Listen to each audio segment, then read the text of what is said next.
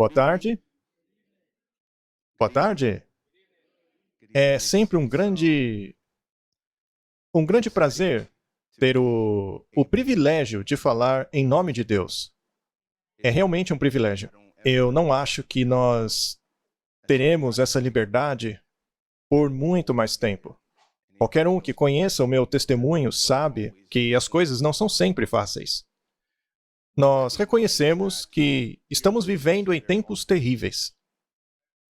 Então, nesta minha mensagem para esta tarde, eu quero falar a respeito da nossa incumbência de pregar as 3 mensagens angélicas no contexto da chuva serôdia. Nós já vivemos um tempo muito avançado das profecias. Eu vou falar um pouco a respeito dessas coisas, mas o que eu realmente quero falar é a respeito de como o assunto da chuva serôdia se relaciona a mim e a você nos dias de hoje. Muito bem, tendo dito isso, eu vou colocar o timer aqui, porque eu não quero falar por muito tempo. Porque eu quero abrir espaço para as perguntas. Elas sempre aparecem. Então, eu gostaria de convidá-lo a orar comigo para convidarmos o Espírito Santo. Querido Deus, Pai eterno, este momento é seu. Não viemos aqui hoje para ouvir as palavras de um homem, mas queremos ouvir as palavras de Deus, queremos que Jesus seja exaltado. Por favor, nos revele Jesus hoje. Mostra-nos aquilo de que precisamos, Pai. Mostra-nos a nossa letargia espiritual. Lembra-nos daqueles momentos em que sentimos um senso de distância do céu. E, Senhor, eu oro para que o Senhor nos dê esperança, para que o doce Espírito de Jesus possa repousar sobre nós durante este encontro e para que ele impressione a verdade em nossas almas. Nós te amamos e te agradecemos por esses dons. E te oferecemos essa oração em nome de Jesus. Amém.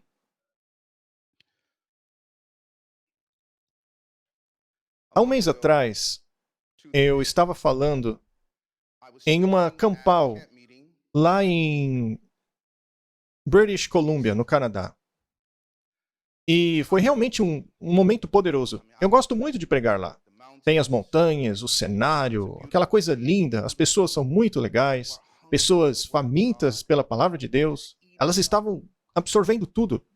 E há certos lugares para onde você viaja e prega que você começa a se perguntar, será que o Espírito Santo atua mais em uns lugares do que outros? Será que você entende o que eu estou falando? Às vezes, uma pregação na África pode batizar 1000 pessoas, mas o mesmo sermão em Detroit, algum irmão vai chegar para você e dizer, obrigado pelo sermão, você me lembrou que eu deveria estar vivendo de outra maneira. Enfim, então eu estava lá pregando no Canadá. E depois da última mensagem, o que é normal, as pessoas estavam ali circulando, fazendo perguntas, querendo falar comigo, dizendo que Deus havia tocado o coração delas. Elas querem falar com você. E lá estava eu, falando com várias pessoas diferentes, até que chegou um jovem, cujo nome era Jonathan. Eu já tinha conhecido ele no dia anterior. Ele havia me contado sobre a sua experiência com o ocultismo. E ele não sabia, mas durante os meus anos de colportagem, eu tive experiências com pessoas que lidavam com o ocultismo. Então, depois da pregação, o Jonathan veio a mim dizendo, eu não tenho nem palavras, o sermão foi muito bom. Você ora comigo? Eu disse, claro. Então, o pastor que o convidou ao encontro se uniu a nós, colocamos as mãos uns sobre os outros e começamos a orar. E quando comecei a orar, um demônio começou a gargalhar bem no meio da oração, através daquele jovem. E naquele momento, durante aquela oração, eu sabia exatamente o que estava acontecendo. Eu continuei orando, e o demônio continuou rindo. Continuei orando, e ele continuou gargalhando. Ele então começou a rosnar e fazer um som muito esquisito. E eu podia sentir o outro pastor abrindo os seus olhos, se perguntando o que estava acontecendo. Quando eu terminei a oração, eu olhei para o jovem e vi que os olhos dele estavam revirados. O seu corpo começou a tremer e ele perdeu o controle total. Eu continuei orando por ele, porque certa vez encontrei uma mulher durante a colportagem que já havia lidado com possessões demoníacas. No passado, ela havia começado a se envolver com uma organização que ela pensava ser cristã, mas que na verdade praticava culto satânico. Os demônios então começaram a segui-la por onde quer que ela fosse. Finalmente, um dia, sua mãe lhe disse, filha, sempre que você estiver passando por isso, faça a seguinte oração, Jesus, eu sou tua, salva-me. E foi assim que ela se libertou. Então eu falei com o jovem: olhe para mim, repita exatamente o que eu vou dizer. Jesus, eu sou teu, salva-me. Mas quando ele tentava dizer o nome de Jesus, ele não conseguia. E então começava de novo a possessão demoníaca. Ele entrava e saía, entrava e saía. Ele ficava consciente, depois inconsciente, consciente, inconsciente, até que finalmente trouxemos ele completamente de volta. E então eu disse a ele: veja, o demônio fez essa cena toda porque ele queria passar um recado para alguém que estava assistindo aqui. Porque, veja, ele entende que a perseguição é o seu último recurso quando ele vê que você quer se libertar. Toda vez que você vê uma possessão demoníaca na Bíblia, aquela manifestação aconteceu porque o demônio sabia que ele estava prestes a ser expulso. Amém? Ele sabia que na presença de Jesus tinha acabado para ele. E não apenas na presença de Jesus, mas na presença daqueles que o servem. É por isso que em Atos o demônio disse àqueles jovens: Paulo eu conheço, Jesus também, mas quem são vocês? Vocês não servem Jesus. No Desejado das Nações é dito que quando você dá a sua vida a Cristo, Jesus faz em você a sua própria cidadela. E ele não aceita nenhum poder na sua vida, a não ser o dele mesmo. Ele é o bom rei. Ele é um guerreiro poderoso.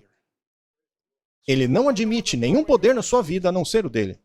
Portanto, quando você se aproxima de Jesus, querendo entregar todo o seu ser a ele, adivinha o que acontece? O demônio sente isso. Foi por isso que quando comecei a orar pelo jovem, o demônio entendeu o que estava acontecendo. No próximo dia, a gente jejuou e orou. E oramos pelo jovem das 10 da manhã até as 7 da noite. Ele tinha centenas de demônios nele, sentados ali no evangelismo. O que eu quero que vocês entendam é que na chuva serôdia seremos cheios do Espírito de Deus. Mas existe um outro Espírito que não quer que isso aconteça, pois ele quer ser o possuidor de todas as pessoas. Então, quando falamos sobre orar pela chuva serôdia, não estamos falando apenas do amadurecimento do caráter na preparação para a volta de Jesus. A questão é que o espírito dos perversos ficará cada vez mais endurecido e passarão a te ver como uma ameaça. Você acha que sua vida na igreja foi difícil até agora? Espere até que o Espírito Santo venha sobre você. Por acaso, Jesus viveu uma vida boa e acabou morrendo como um bilionário? Não. Como é que terminou? Crucificado. E por quem? Por pessoas que pagavam dízimo, que guardavam sábado e eram chamados de povo de Deus. Pela liderança do mesmo.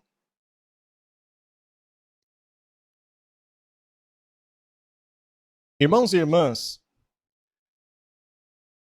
estamos sentados aqui neste encontro, falando, dando risada, orando juntos, mas a verdade é a seguinte: eu estou te afirmando, como alguém que já prega 21 anos, que nunca, nesses 21 anos de ministério, alguém havia sido possuído na minha frente. Era sempre antes de eu chegar ou depois que eu saía. E eu tenho um monte de histórias para contar para vocês. Certa vez eu fui a um lugar na América do Sul em que se adorava Santa Maria. E foi só eu chegar e os problemas começaram. E foi só eu sair, quando estava literalmente no avião, alguém ficou endemoniado. Mas pela primeira vez, em 21 anos de ministério, aconteceu enquanto eu orava por alguém com a mão sobre ele. O demônio começou a falar. As dores de parto da vinda de Jesus estão ficando cada vez maiores. Qualquer mãe sabe do que eu estou falando. Se o tempo entre as contrações é de 5 minutos, você sabe que chegou a hora de ir para o hospital. E agora mesmo, a intensidade da ira do diabo está aumentando. Eu garanto para vocês, se eu começar a perguntar aqui quem conhece alguém que está morrendo de doença terminal, todo mundo ia levantar a mão. Quantos de vocês conhecem alguém que está considerando suicídio? Quantos de vocês conhecem alguém cujo casamento está acabando? Quantos de vocês conhecem alguém que está sendo perseguido em sua própria igreja? Quem aqui conhece outra pessoa que quer desistir de Deus? Que acha que o cristianismo falhou para eles? Especialmente o adventismo. Todo mundo conhece pessoas assim. O que é um sinal de que temos um problema.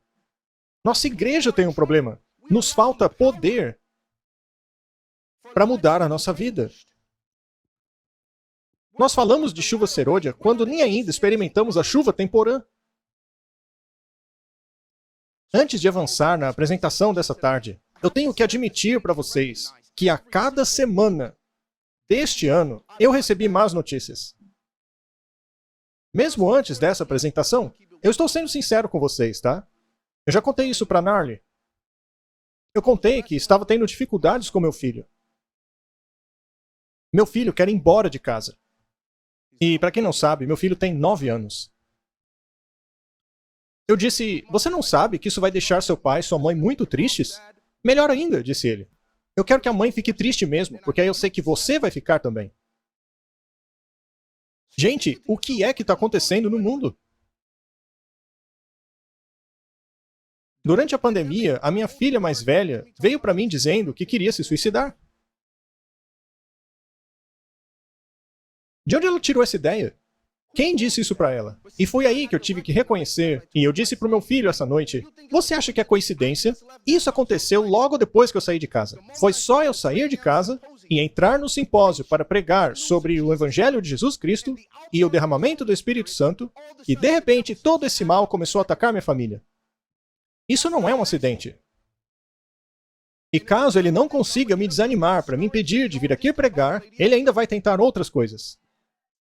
Gente, a chuva serôdia está chegando. Nós vamos passar por muita coisa. É assim que funciona. Precisamos do poder da chuva serôdia. Sabe de uma coisa? As pessoas acham que cristianismo é para pessoas fracas, mas não é. Você quer ser cristão? Prepare-se para sofrer perdas. A primeira qualidade do amor é suportar sofrimento. Queridos irmãos e irmãs, conforme eu monto o fundamento para este sermão, eu preciso que vocês façam o mesmo no coração de vocês. Quero que pensem nas rachaduras de sua família. Quero que pensem nas situações das igrejas hoje em dia. Sabe, tem igrejas onde eu entro que só tem o pianista e o ancião. E de alguma maneira aquilo ainda funciona. Prédios que podem acomodar centenas de pessoas são visitados por apenas 10. E se você quer uma evidência se estamos ou não passando por um reavivamento, preste atenção em como cantamos os hinos. Veja como nós cantamos os hinos. Sabe, quando eu vivia no mundo do hip hop, quando eu ia num show de rap, não tinha ninguém lá balbuciando. Ba, ba, ba, ba, ba. Ninguém fazia isso no show do Michael Jackson. As pessoas vibravam e até choravam. Por outro lado, quando você entra numa igreja, vê as pessoas assim, sem Bíblia na mão. E quando a música começa, as pessoas ficam assim. Isso mostra a nossa falta de poder espiritual. E a coisa mais incrível é que essa igreja é a menina dos olhos de Deus. Deus tem constante cuidado e interesse pela igreja de que você faz parte. Ele sente o que você está sentindo. Antes de prosseguir, eu queria dar uma última ilustração, porque o tempo está passando. Eu quero que vocês imaginem como é o relacionamento entre duas pessoas. E não precisa ser um relacionamento romântico, pode ser uma amizade. Quando o relacionamento começa, as pessoas são próximas. Parece que as pessoas sempre concordam em tudo, estão sempre conectadas, mas de repente, por alguma série de eventos, parece que os dois começam a se afastar. Há um distanciamento. Elas não se sentem mais conectadas. Elas de repente não concordam mais nas coisas. Começa a tensão, discussão, ficam caladas e só vão empurrando aquilo com a barriga. É um vai e vem de emoções. Quando falta o Espírito Santo na gente, quando falta o poder da chuva temporã, acontece a mesma coisa entre nós e Deus. Ele está sentado aqui hoje, essa noite, dizendo: filho, parece que tem um problema entre nós. Já não é como era antes. Eu sinto falta de passar tempo com você. Sinto falta das nossas conversas. Antes, elas não eram todas formais. Era orgânico, a coisa fluía. Você tinha vontade de falar comigo. Mas parece que a gente está se separando, que o nosso relacionamento está ficando formal. E Deus diz: você também sente isso? Essa é a questão. Vamos começar com essa história. Em 1857, a igreja de North Dutch, na rua Fulton de Manhattan, encarregou Jeremiah Lanphier de liderar os esforços evangelísticos da congregação. A cidade estava cheia de pessoas cuja fé em Deus era fria ou não existente. Você conhece uma igreja assim? Depois de muitas tentativas de impactar aquela grande cidade, Lanphier decidiu fazer algo que aparentemente não traria grandes resultados. Ele anunciou na igreja um encontro para uma hora de oração em 23 de setembro de 1857. Quantas pessoas apareceram? 6 pessoas. Isso parece com um encontro de oração? Imagina só, você chegar no encontro de oração e ver 6 pessoas ali. Mas elas oraram.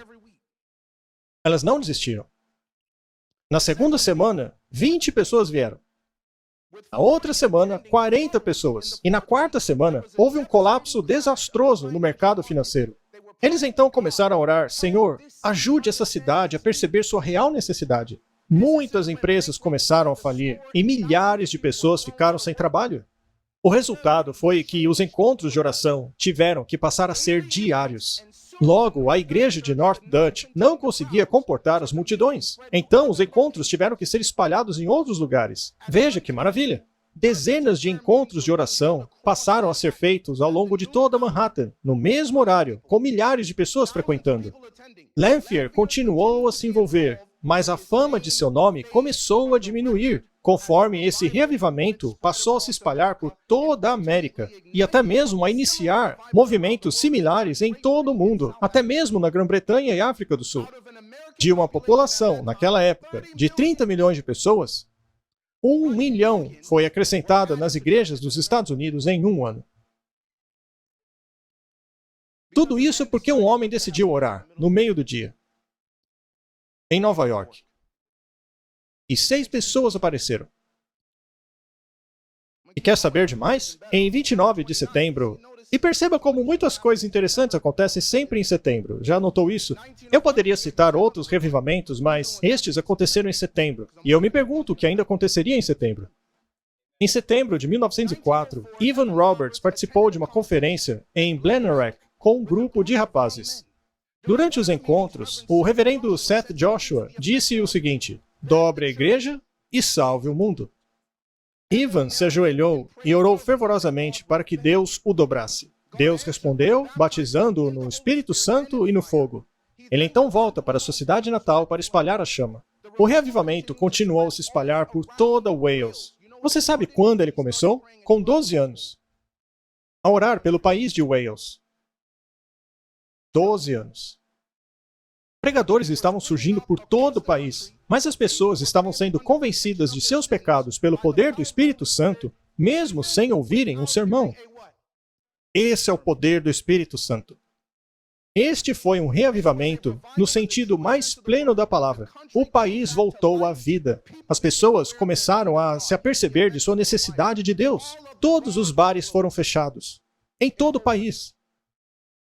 O crime caiu drasticamente. Os juízes não tinham casos para julgar.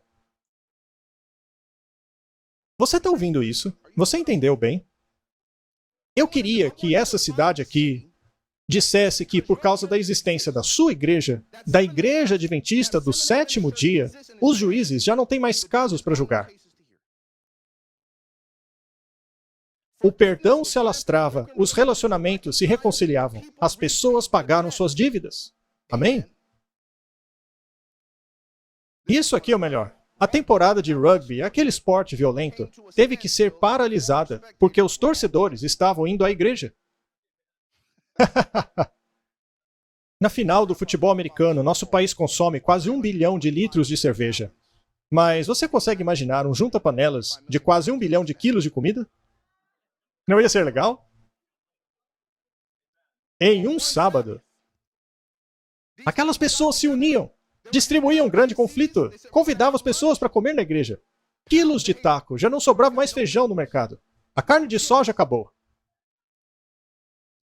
É como se um furacão estivesse chegando. A sociedade no país de Gales se transformou em um país temente a Deus. Pelo menos quantas pessoas? 100 mil pessoas entregaram seus corações a Jesus em um ano. Irmãos e irmãs, esses dois reavivamentos começaram como? Com oração. E sabe por que esses reavivamentos aconteceram? Porque poucas pessoas começaram a pedir a Deus por eles.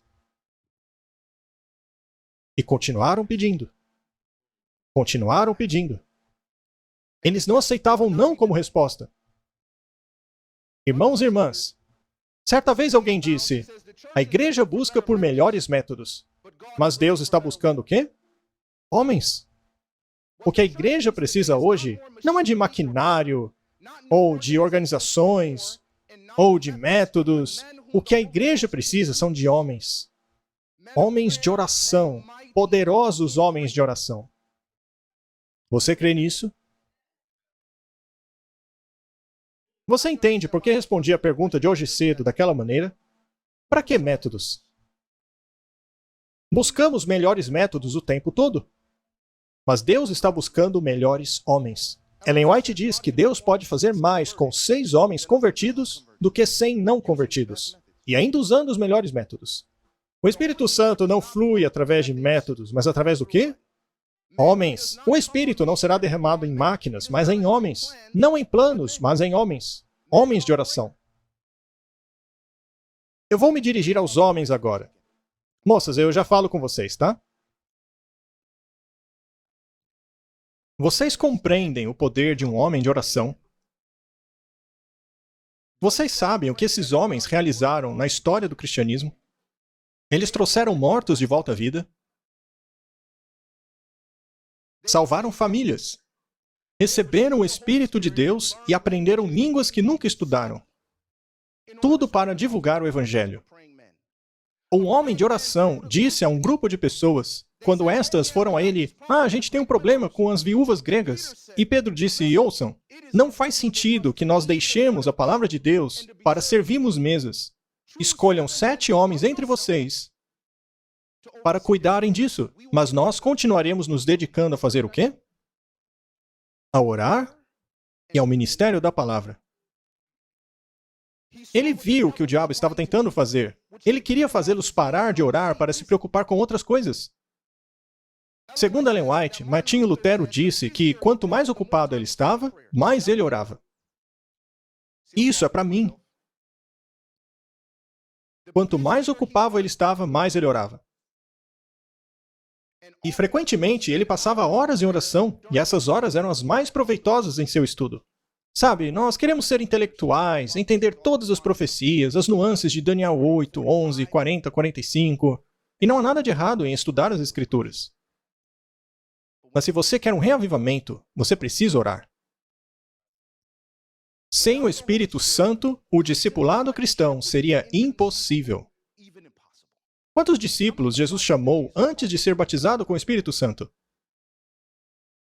Quantos? 0. Ele não chamou nenhum discípulo até receber o batismo do Espírito Santo.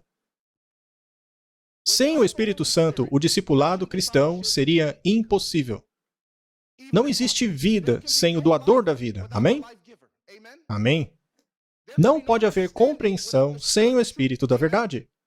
Nenhuma comunhão sem a união do Espírito. Queridos, vocês sabem o que as pessoas dizem em pesquisas? Sabe o que elas dizem que sentem quando vão até a igreja? Elas não sentem conexão nas igrejas, mesmo estando rodeadas de gente. Pode ser uma igreja com 300 pessoas, 3.000, e ainda assim se sentir sozinho. Sem comunhão. Afinal, não existe comunhão sem o Espírito Santo. Não existe semelhança do caráter de Cristo sem o Espírito Santo. Não existe testemunho eficaz sem o poder dele. Não existe. Nada. Vamos estudar alguns versos agora. E depois eu vou deixar vocês fazerem algumas perguntas. Abram as suas Bíblias. Sabe, eu não gosto de depender completamente nos slides. Eu gosto de abrir a palavra de Deus. Deuteronômio, capítulo 11, começando pelo verso 10. Quando você estiver lá, diga amém. Se você não estiver lá, diga tenha misericórdia. Deuteronômio, capítulo 11, versículo 10. O conceito da chuva serôdia está enraizado ao longo de todas as Escrituras. Deus tem esperado por esse dia desde Deuteronômio, antes do povo entrar na Terra Prometida. A Bíblia diz, no verso 10, porque a terra que passas a possuir não é como a terra da onde? Do Egito, de onde saíste, em que semeavas a tua semente e a regavas com o teu pé como a uma horta. Mas a terra que passais a possuir é terra do quê? De montes e vales. Da chuva dos céus beberá as águas. Ou seja, eles dependem de Deus. Os olhos do Senhor teu Deus estão sobre ela continuamente, desde o princípio até o fim do ano. Queridos, veja só o que Deus quer dizer aqui. Eu vou resumir rapidamente os pontos. Eu gosto de dissecar os textos, mas aqui não haverá tempo para isso. Então vamos rapidamente. Então estamos falando da terra do Egito. O Egito é frequentemente retratado como um lugar de escravidão e idolatria no Antigo Testamento. Não é verdade? Deus não repete várias vezes aos israelitas que ele os tirou da terra do Egito? Pois é. No Antigo Testamento, o Egito é descrito como um lugar onde você semeia a semente e depois a irriga, como numa horta. Queridos, qual é o meu ponto aqui? O Egito era uma terra plana, não é? Era uma terra plana. Sendo assim, como os egípcios faziam as suas plantações? Eles direcionavam a água do rio Nilo até as suas plantações, e assim as irrigavam. Ou seja, era um processo controlado por humanos. Era um sistema previsível. Ou seja, Deus está dizendo aqui, quando vocês eram escravos no Egito, tudo era controlado por humanos. A agricultura era um sistema previsível. Porém, na terra para onde eu estou levando vocês, não é como no Egito, aonde você tinha controle sobre a água. Sabe, irmãos, eu já vivi em Dubai, e eles faziam tudo isso daí. Era exatamente assim. É incrível o que eles conseguem cultivar naquele deserto que é Dubai. Isso porque eles controlam a água. Eles pegam a água, eles a filtram e a liberam vagarosamente para as plantações e também para as pessoas beberem. Mas Deus está dizendo que na terra para onde eu estou levando vocês não é como o Egito. Ou seja, na terra prometida é diferente. Ela é caracterizada como uma terra de montes e vales que bebem água da chuva que cai do céu. Queridos, a irrigação não funciona num cenário desse. O que acontece se você tenta irrigar uma plantação feita numa montanha? A água cai tudo para baixo. Não funciona. Então Deus está dizendo, eu tirei vocês de uma terra controlada por humanos, previsível, e os estou levando para uma terra que é como? Imprevisível, não controlada por homens, e que bebe água por meio do quê? Como ela consegue água? Da chuva do céu. Nessa terra, a dependência não vem do esforço humano, mas da providência divina. A própria topografia do lugar, dos montes e dos vales sugerem uma terra que não seja facilmente controlada ou administrada pelo poder, habilidade e inovação humanas, como era na terra do Egito. Deus disse, para onde vocês vão, vocês não podem controlar ou prever quando a água virá. Você não pode simplesmente dizer, deixa eu dar um pouco de água para minha plantação. Não, isso aí era o Egito, meu irmão. Quando você era um escravo, você tentava controlar todas as coisas, reduzir os riscos. Mas agora eu estou te levando a uma terra que você não poderá depender do esforço humano, mas apenas do poder divino. Vamos avançar. A terra para onde vocês vão será cuidada por quem? A terra será cuidada por quem, irmãos? Pelo próprio Senhor, indicando uma dimensão relacional que vá além da mera geografia. Os olhos de Deus estão em sua terra, desde o início do ano até o fim do ano. Deus cuida de sua terra o tempo todo. De quem você depende nessa terra? Do cuidado de Deus. E Deus está te dizendo, eu vou te levar a uma terra em que você não pode controlar a água, não pode prevê-la, mas apenas deverá aprender a confiar que eu cuido da terra, que meus olhos estão sobre ela. Muito bem, vamos avançar. Chuva do céu. A chuva é especificamente citada como vinda do céu, implicando assim uma fonte divina. Irmãos, de onde vinha a água no Egito? Do rio Nilo. Eles a redirecionavam. Era uma fonte humana. Mas essa chuva que você vai ter vem de uma fonte divina, ela vem do céu. E é um presente de Deus. Isso deveria lembrar Israel de sua dependência de Deus para o seu sustento e segurança, opondo-se assim à irrigação humana lá na terra do Egito. Dependência de Deus. Isso estabelece o princípio da dependência divina. Diferentemente do Egito, onde havia exploração de trabalho e onde a água era controlada por humanos, os israelitas deveriam confiar em Deus para sua provisão. Agora, o último ponto do slide. A vigia constante de Deus sobre a terra enfatiza o quão próximo de nós Ele está, o quanto Ele cuida de nós, em contraste com os deuses impessoais da terra do Egito. A razão pela qual havia controle humano no Egito era justamente porque os deuses do Egito não cuidavam da terra. Vocês estão entendendo? Os deuses do Egito não estavam nem aí se o povo morria de fome. Você tinha que trabalhar. E ainda hoje, alguns de nós têm a mentalidade egípcia. Estão entendendo? Precisa haver controle humano. Tudo tem que ser previsível. Eu tenho que conseguir o que eu quero na hora que eu quero. Então, se eu vou orar para Jesus pedindo a chuva, ela tem que vir quando eu peço. Não, irmão, isso aí é Egito. Você está andando como egípcio. É isso que está fazendo. Eu estou indo para a terra prometida, mas caminhando como um egípcio. Tem que estar tudo sob controle, Deus. Eu quero o que eu quero na hora que eu quero. Vamos avançar. Relacionamento de aliança. Eu amo isso. Veja, esta terra é parte da promessa de aliança feita a Israel e é de uma natureza diferente, porque serve como um lembrete constante do relacionamento de aliança entre Deus e o seu povo. Uau! Vocês entendem? Deus quer nos conduzir a um lugar que nos lembre constantemente daquilo que Ele prometeu para a gente. E que a nossa dependência é com Ele. Portanto, se é Deus quem manda a chuva, se é Ele quem nos provê o que precisamos na hora certa, no momento correto, qual é a minha responsabilidade nesse relacionamento? Confiar. Eu preciso confiar e aprender a fazer o que mais? Esperar. Amém? Quem aqui gosta de esperar? Não seria ótimo abrir a geladeira e pegar uma latinha de paciência lá de dentro? Amém. Beber 2 latinhas de paciência pela manhã. Mas não funciona assim. Vamos avançar. Opa. Está muito longe?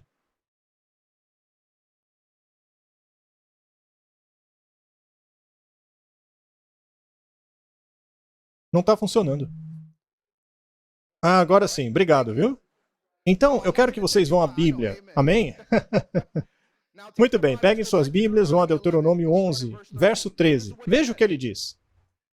E será que, se diligentemente obedecerdes aos meus mandamentos que vos dei hoje no deserto, e, queridos, Deus mandou fazer o quê? Ele ordenou o quê? Amar o Senhor vosso Deus. Esta é a aliança. Você vai para essa terra nova, você vai depender de mim lá, e tem essa condição. Você tem que guardar os meus mandamentos diligentemente, que se resumem em amar o Senhor seu Deus. Imagine você entrar na sua casa e o seu pai te diz que a primeira regra nessa casa é me amar. Essa é a primeira regra. Me ame. Não apenas obedecer. Porque a sua obediência será a expressão deste amor. Como quebrar os mandamentos, então? Não amando a Deus. Perceba o que ele diz no resto do verso. Amar o Senhor teu Deus e servi-lo com o quê? Todo o coração e? Isso não soa familiar?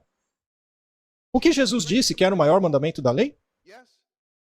Ame o Senhor teu Deus de todo o teu coração, de toda a tua mente, de toda a tua alma, de toda a tua força. E essa é a condição do quê? Verso 14. Se você fizer isso, eu vou te dar o quê? Chuva na terra. Quando? Na hora certa, a chuva temporã e depois a chuva serôdia. A chuva temporã e a chuva serôdia. Vamos continuar. Para que podeis colher.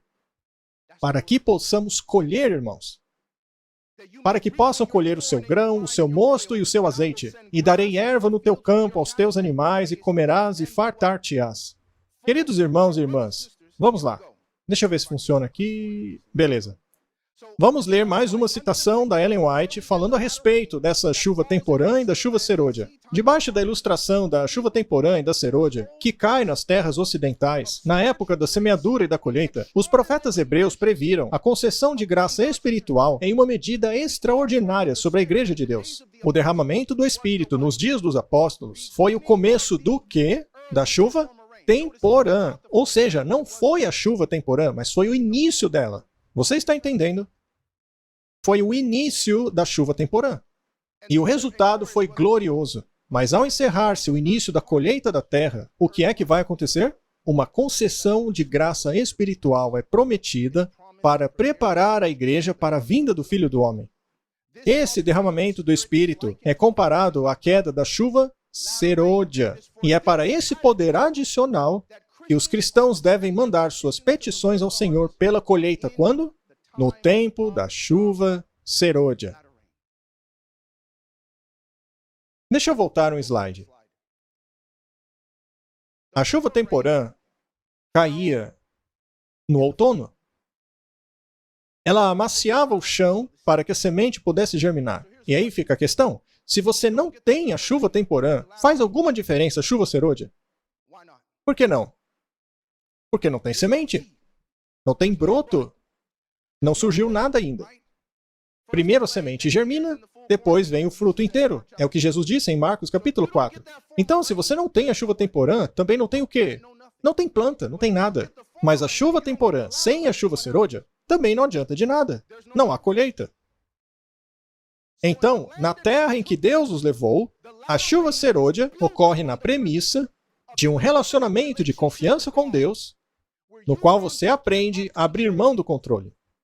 É interessante que a chuva temporã esteja associada com estar cheio do Espírito Santo. E a palavra grega para estar cheio do Espírito é ser controlado pelo Espírito. As pessoas que estão cheias do Espírito são pessoas que abriram mão do controle. Não se importam com a previsibilidade ou em controlar as coisas, já que aprenderam a esperar em Deus. Jesus não escolheu o dia em que faria cada milagre. Deus escolheu. Jesus disse, quem me fez um juiz e divisor entre vocês? Porque pedir um milagre sob demanda não quer dizer que você vai tê-lo.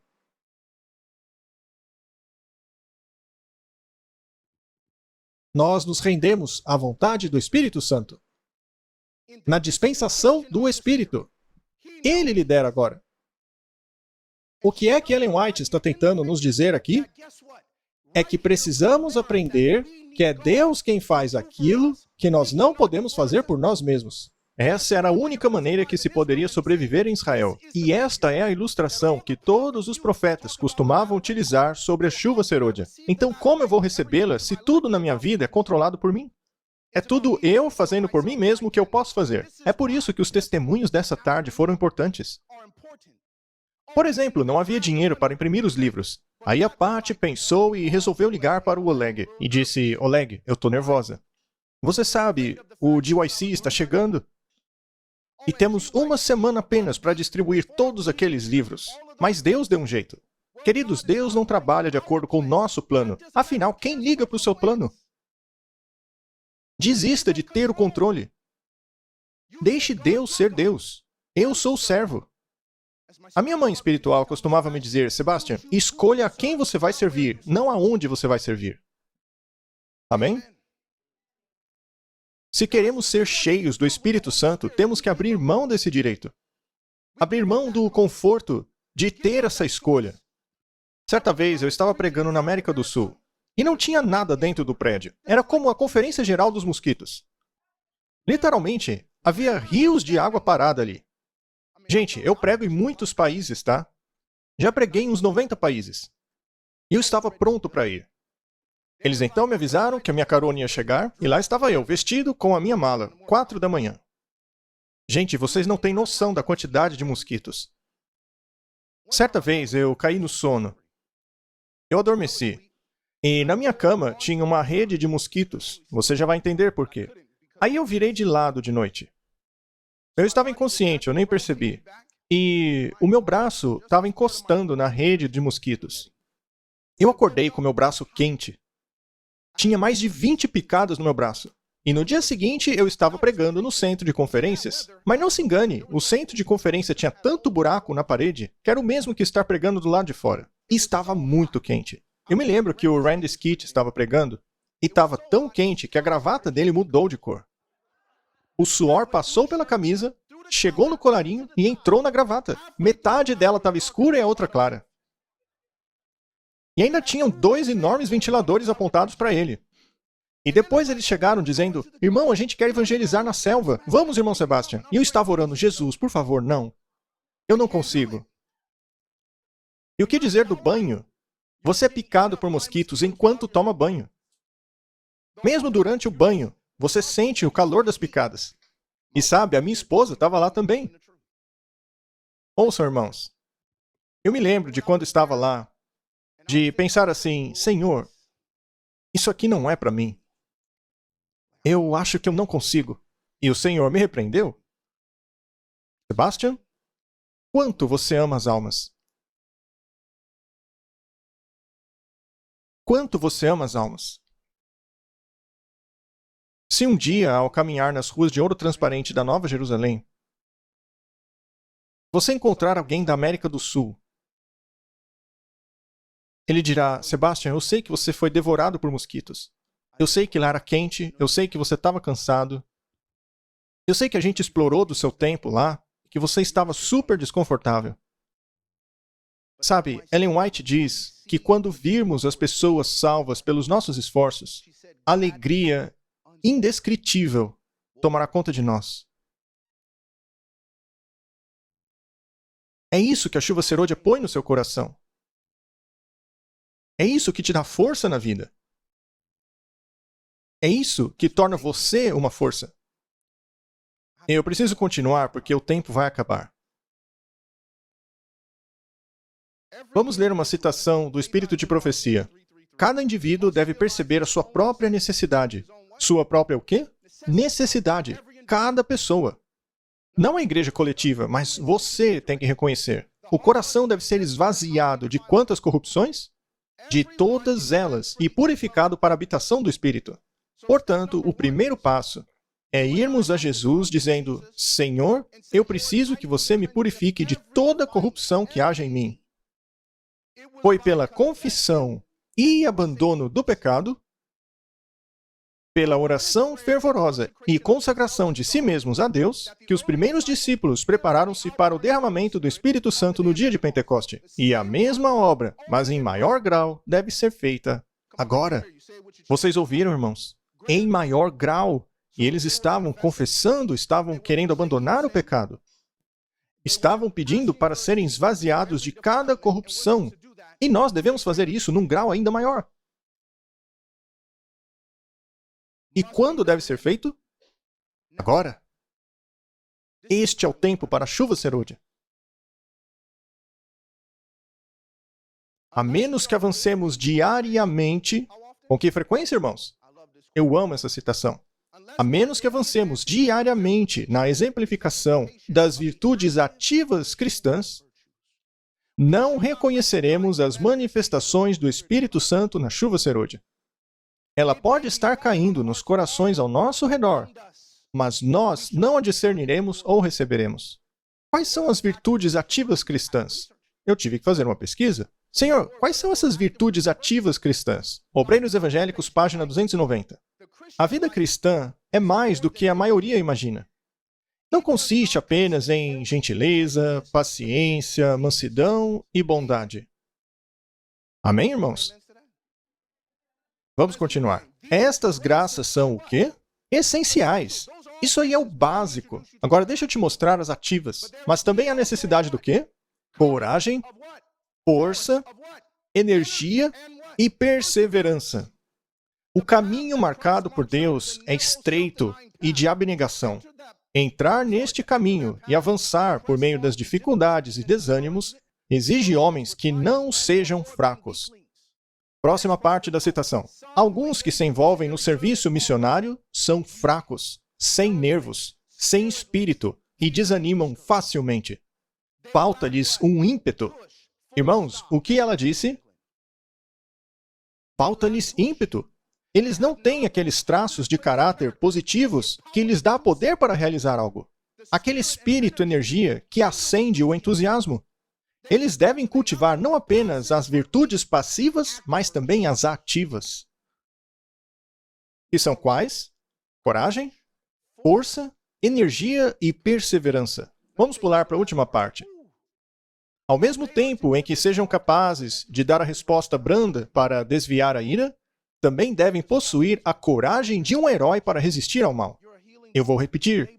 Devem possuir a coragem de um herói para resistir ao mal. Com aquele amor que suporta todas as coisas, devem ter a força de caráter que fará de sua influência um poder positivo. Irmãos e irmãs, este é o tempo de preparação. Se não estivermos desenvolvendo essas virtudes ativas, se nós desanimamos facilmente, se desistimos por nada, se não perseveramos, queridos, escutem. O diabo vai bagunçar com todas as áreas da sua vida. Assim como eu disse a vocês, ele vai atrás dos seus filhos, da sua esposa, da sua saúde mental, física e emocional, atrás do seu dinheiro, atrás do seu status social, atrás da sua reputação. Ele vai fazer de tudo para você desistir.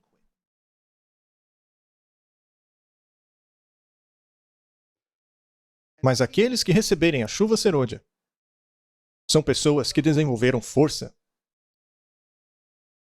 que avançam, pessoas que decidiram seguir Jesus até o fim, sem volta. Ainda que sozinhos, eles seguirão Jesus. Certa vez, pouco tempo depois de eu entrar na igreja, eu estava com um grupo de jovens. O sábado já estava para acabar. Eles estavam lá, conversando. Eu fiquei de olho para ver se alguém iria fazer um culto de pôr do sol. Mas ninguém fez nada. Eu então entrei no lugar e falei, posso usar o quarto de vocês? E de repente, todo mundo parou de falar, por um momento, para prestar atenção no que eu estava cantando. Eles abriram a porta do quarto e disseram, Sebastian, o que você está fazendo? Eu estou encerrando o sábado. Sozinho? Estou fazendo o que eu tenho que fazer. Vocês têm que fazer o que têm que fazer. Alguns têm medo porque a estrada cristã é solitária. Nós temos medo de darmos 100% a Deus. Quando estamos num grupo que só se entrega 50%, temos medo de entregar 100%. A verdade é essa. Aquele irmão ali está dormindo num trailer com 4 crianças. Provavelmente alguns estão pensando, nossa, que loucura! Eu não sei se eu ia aguentar isso. Eu não sei se eu ia aguentar aquilo. Eu não sei se blá blá blá blá blá. Sabe, nós adoramos achar uma razão para não podermos fazer algo. Queremos nos convencer de que não podemos. Mas não pode ser assim. Como não estar disposto a me sacrificar? Quando eu era criança, o meu pai me ensinou o seguinte, Sebastian, quando fazemos a coisa certa, isso evidencia o que os outros estão fazendo de errado. Sabe por que mataram Jesus? Porque o mundo não suportava a vida perfeita dele. Sabe por que mataram Estevão? Porque eles não suportavam ver um homem cheio do Espírito Santo, cuja face brilhava como um anjo. E Estevão tinha recebido o quê? A chuva temporã. Não era nem a serôdia ainda. Quando Paulo estava estabelecendo as igrejas na Ásia, aquilo só era chuva temporã. A chuva temporã batizava milhares em um dia. Outro dia, 5.000 foram batizados.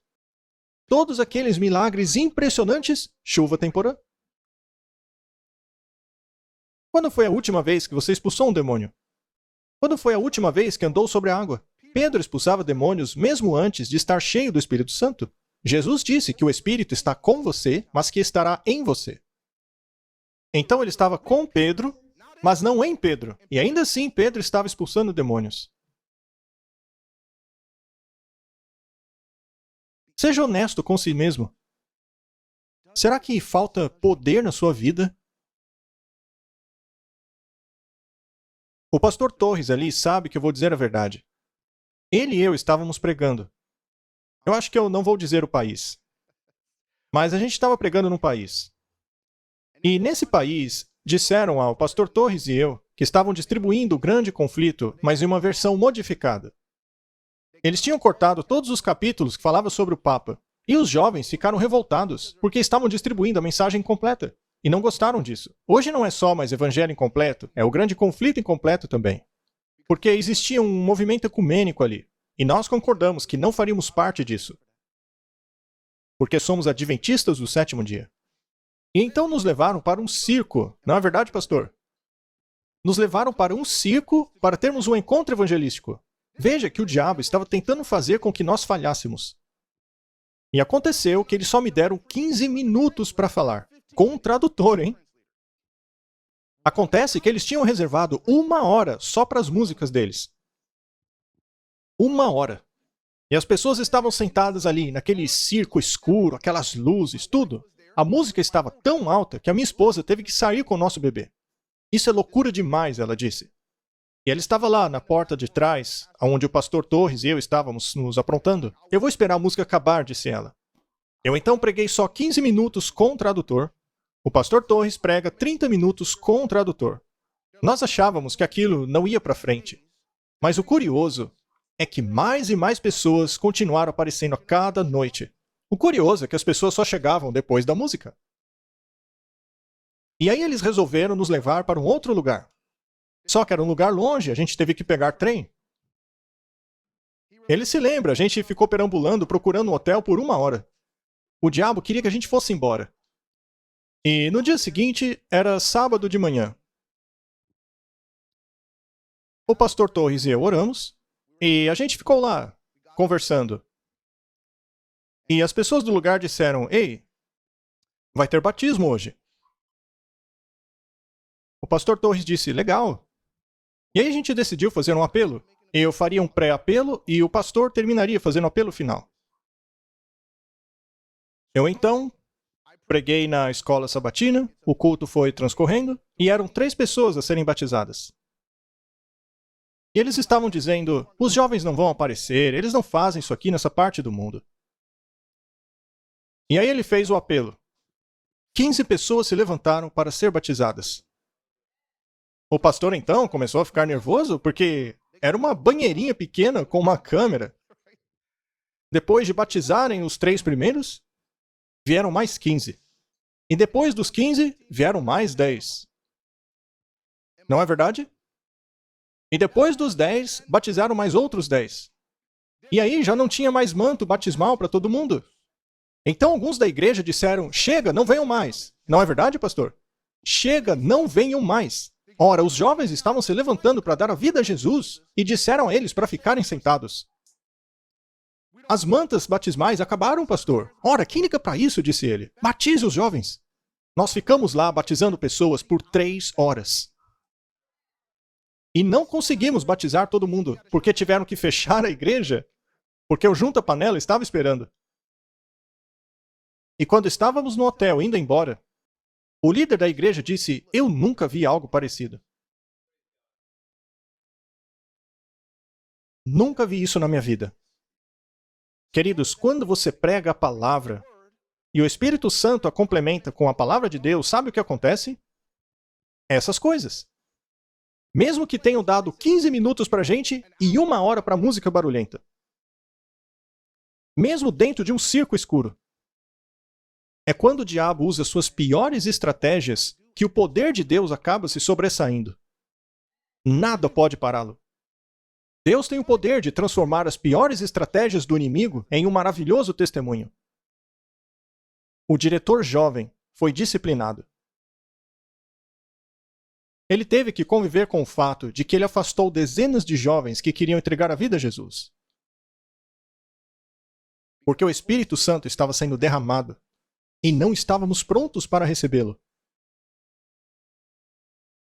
Não estávamos prontos porque estávamos preocupados com logística, com o programa, com o tempo, com as mantas batismais. Gente, se o Espírito Santo está trabalhando, obedeça.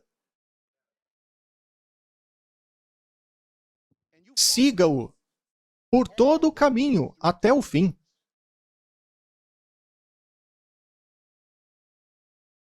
Você precisa de poder na sua vida? Como você reagiria se alguém fosse possuído na sua frente agora? A maior parte das pessoas sairia correndo. Fugiriam. Assim que acontecesse. Uma vez, tão logo eu saí da igreja, uma moça, na fileira da frente, foi possuída pelo demônio. Os anciãos saíram correndo e trancaram as portas. É verdade. Fugiram da igreja e trancaram as portas. Os membros da igreja, desesperados, batiam na porta querendo sair. Os anciãos, apavorados, não queriam abrir a porta.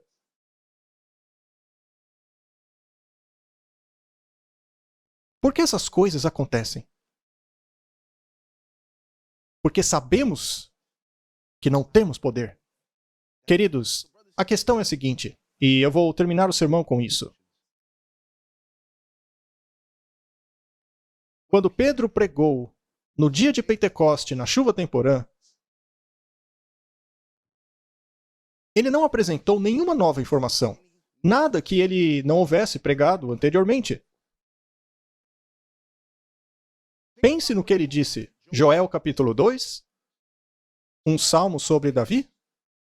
Ele não disse nada de novo ali. O povo conhecia aqueles textos. Sabiam a história. Então a questão não é que ele estava apresentando uma nova doutrina. Não foi por isso que 3.000 foram batizados. Não foi por um ensino novo. Aquilo aconteceu porque a pregação foi empoderada pelo Espírito Santo. E aquilo fez a mensagem chegar no coração. Agora, com relação às 3 mensagens angélicas, veja, elas têm sido pregadas desde 1844. Amém? Então, quando a chuva serôdia cair, a gente não vai estar pregando nenhuma mensagem nova. Amém? O grande conflito que você distribui não é nada de novo. O livro foi escrito em 1888. Uma página a cada 3 dias. Imagine o tempo que levou. Anjos a acordavam todas as noites. O Tiago White nem conseguia dormir na mesma sala, porque o anjo também o acordava. Se você tiver a chance, vá até Battle Creek ver isso. Foi assim que esse livro chegou até nós. Portanto, não estamos apresentando nenhuma nova informação. As pessoas não aceitam as 3 mensagens angélicas, não é porque a gente não explicou direito. A gente tem que usar esse método para explicar melhor as 3 mensagens. Não. Falta poder espiritual. É a falta da nossa habilidade de desistir do controle humano e dos métodos previsíveis. Temos que permitir que Deus faça por nós o que não podemos fazer por nós mesmos. Então eu faço a pergunta de novo: falta poder na sua vida? Falta poder no seu cristianismo? Você teria confiança caso Deus te pedisse para andar sobre a água? Você daria um passo? Se Deus te colocasse numa situação em que as pessoas dissessem: a gente vai te apedrejar ou vamos metralhá-lo, você teria 0 medo?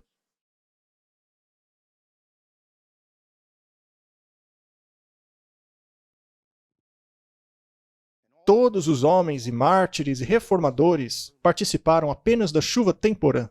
E se você não tiver a temporã, a serôdia não servirá de nada, pois não haverá broto para amadurecer. Queridos, a hora está chegando. Deus quer nos dar poder. Se tem alguém aqui que quer dizer, Senhor, eu sei que vivemos no tempo da chuva serôdia. Precisamos ser batizados pelo Espírito Santo. Eu nunca conheci uma pessoa que foi batizada com o Espírito Santo e não soubesse disso. Você sabe quando isso acontece. E nesta noite, Senhor, sabemos que precisamos desse poder em nossa vida. Se você quer este poder, fique de pé.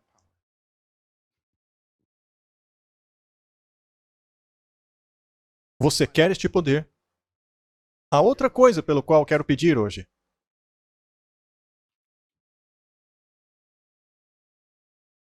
Pelas virtudes ativas cristãs. Você sabe que lhe falta coragem,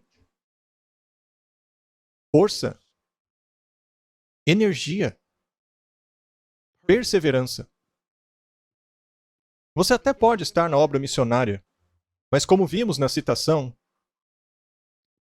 somos fracos. Temos medo do desconforto. Nossa fé não é resistente. Ela não persevera. E, Senhor, sabemos que temos que desenvolver essas virtudes ativas do cristianismo. Venham aqui na frente para que eu ore por vocês. Eu não quero ser um fraco espiritual. Eu quero ter força para lutar. Precisamos ser fortes. Temos que ser cristãos que não negociam os nossos princípios. Amém? É dessa força que precisamos. Será que temos a força de Wycliffe? Será que quando eu morrer, o mal terá tanta raiva de mim que vai querer desenterrar meus ossos, despedaçá-los e queimá-los? Você também quer que o mal te odeie? Quando você e eu recebemos esse tipo de poder, nós nos tornamos o alvo. Você está disposto? Você será considerado um terrorista. Quando Satanás olhar para você, ele vai dizer, com esse aí eu não posso nem negociar. Irmão, você acha que a sua vida vai ser fácil daqui para frente? Não, não será. Mas temos que ficar juntos. Pois Deus está junto conosco. Até o fim. Eu sei que o inimigo estava atacando a minha família hoje. É isso que ele está tentando fazer. Mas quer saber? Agora eu vou com mais força ainda. Vou até o fim. Pois quando a espada do Espírito ataca, ele sabe que não existe escudo das trevas que possa bloquear esse ataque. Não existe escudo contra ela, nem armadura. Nada pode se defender da palavra do Espírito quando ela ataca, porque ela vai direto no coração. Então, para você e eu desenvolvermos essas virtudes ativas diariamente, pondo-as em prática, é isso que nos prepara para receber o Espírito Santo. É isso que nos prepara para a chuva serôdia. Ela não cai em pessoas que estão paradas sem fazer nada esperando. Ela cai sobre pessoas que estão ativas, estudando a Bíblia, orando, evangelizando. Aqueles que não estiverem lá fora servindo a Jesus não a receberão. Se você serve a Cristo com todo o seu coração, Ele vai te dar a chuva. É isso que Deus disse em Deuteronômio. Se vocês me amam, vão receber a chuva na hora certa. E quando a hora chegar e você pedir, eu a darei a você. Eu a derramarei sobre você. E você será uma força para o reino de Deus. Deus não precisa de números, Ele quer qualidade. Você pode ir para casa agora mesmo e começar uma mudança na sua igreja. Basta começar orando. Quando chegarmos em casa, comece a orar. Igual o exemplo que eu dei a vocês, 6 pessoas começaram. Não desanimem. Não desistam. E quando Deus pedir mais de você, dê mais. Se Ele disser espere, então espere. Se Ele disser continue avançando, você continua avançando, mesmo cansado. O Espírito Santo vai te levar à vitória. Vamos orar. Querido Pai, nós não somos nada diante do Senhor. Como podemos considerar ir até diante da sua face? Como estamos agora, reconhecendo que somos fracos e precisamos do seu poder. Queremos depender do Senhor naquilo que não podemos fazer por nós mesmos. Muda-nos, Senhor, do ambiente egípcio, que é controlado pelos homens, que é previsível, e leva-nos para a terra, na qual a chuva depende do Senhor. Senhor, estamos aqui de joelhos, porque precisamos desse poder em nossas vidas. Viemos ao altar porque precisamos desenvolver as virtudes ativas do cristianismo. Não queremos ser fracotes cristãos. Não queremos mais ser missionários sem fibra, sem espírito, sem aquela influência que faz as pessoas terem entusiasmo pela obra de Deus. Senhor, quebre as trevas espirituais que estão sobre as suas igrejas. Derrame o seu espírito e nos reaviva novamente. Dá-nos a chuva. O Senhor está vendo a sede de cada pessoa aqui. O Senhor vê o desejo de cada uma delas de ser uma força para o teu reino, de derrubar os portões do inferno. Senhor, tira a influência demoníaca de nossas igrejas. As pessoas estão oprimidas pelo inimigo. Estão perdidas nas trevas da caverna do pecado. Mas tudo isso pode mudar, Senhor, se derramar sobre nós o teu Espírito. Ó Deus, podemos descer até as entranhas da besta e sair de lá ilesos. Dá-nos a coragem que só vem do Senhor. Dá-nos o poder da chuva serôdia. Encha-nos de novo, Senhor. Remova as corrupções de nós. Dá-nos a convicção para confessarmos os nossos pecados, para encontrarmos a unidade e o amor pelos irmãos. Dá-nos paciência com as fraquezas uns dos outros. E, Senhor, salve almas por meio de nós. Que as pessoas sintam o poder do Espírito Santo quando lhe dermos bom dia, quando a cumprimentarmos, abraçarmos ou enviarmos uma mensagem. Faça-nos úteis e eficazes, Pai. Que cada relacionamento nosso aqui na Terra seja influenciado pelo Teu Espírito. Que as pessoas possam ver Jesus em nós. Queremos que as pessoas sejam salvas, Senhor. Nós te amamos e te agradecemos por tudo o que fazes em nossas vidas. Nós nos entregamos ao Senhor. Nós o amamos. E não temos medo. Sabemos que o diabo treme diante do teu poder, Pai. Ajuda-nos a sermos corajosos diante de qualquer dificuldade, Pai, pelo teu poder, pela tua força. Faça-nos forte contra as dificuldades. Dá-nos fibra espiritual para perseverarmos. Nós te amamos e agradecemos por ouvir e responder nossas orações. Em nome de Jesus, amém.